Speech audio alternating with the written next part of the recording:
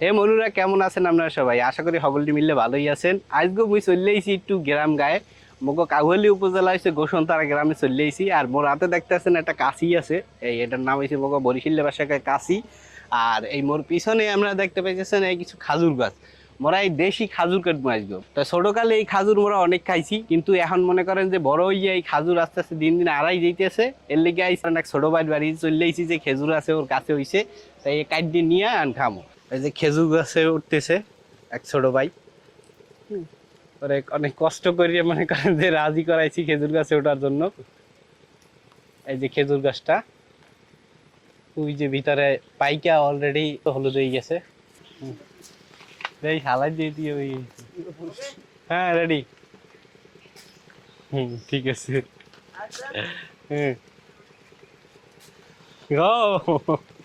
এই দেখেন মনুরা, এই যে এটা হচ্ছে মগে বরিশালে খেজুর, মানে দেশি খেজুর, বুঝছেন? মগে বরিশাল অঞ্চলে এই খেজুরগুলো সবচেয়ে বেশি। আসলে খাজুর গাছ এমন একটা জিনিস, আপনারা মানে এটাকে আমরা খুব অযত্নে অবহেলায় ফালাই রাখি। বিশেষ করে যখন আমাদের প্রয়োজন হয় তখন আমরা আসলে এই খাজুর গাছটাকে ব্যবহার করি। যেমন এখন আমার এই খাজুর দরকার হয়েছে, আমি এই খাজুর গাছটা থেকে খাজুর কাইতে দিয়েছি। আবার যখন রস দরকার হবে তখন মনে করেন ওর বুক চিরে আমরা সেই রসটা কিন্তু নিয়ে নিই। কিন্তু ওরে আমরা অযত্নে অবহেলায় কিন্তু এক এক জায়গায় পড়ে থাকে। আসলে কিছু মানুষ আছে এরকমের, জীবনে মনে করেন আজীবন আপনাকে কিছু দিয়ে যাবে কিন্তু তারা কোনো কিছুই পায় না। এরকম হচ্ছে এই খেজুর গাছ।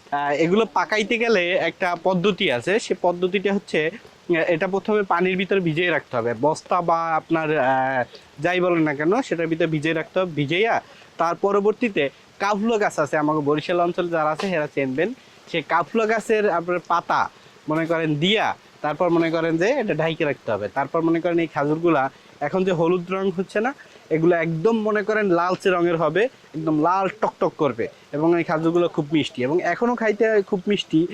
ছোটোবেলায় অনেক খাইছি, তো এখন দেখি এটা খাইয়ে কীরকমের মিষ্টি।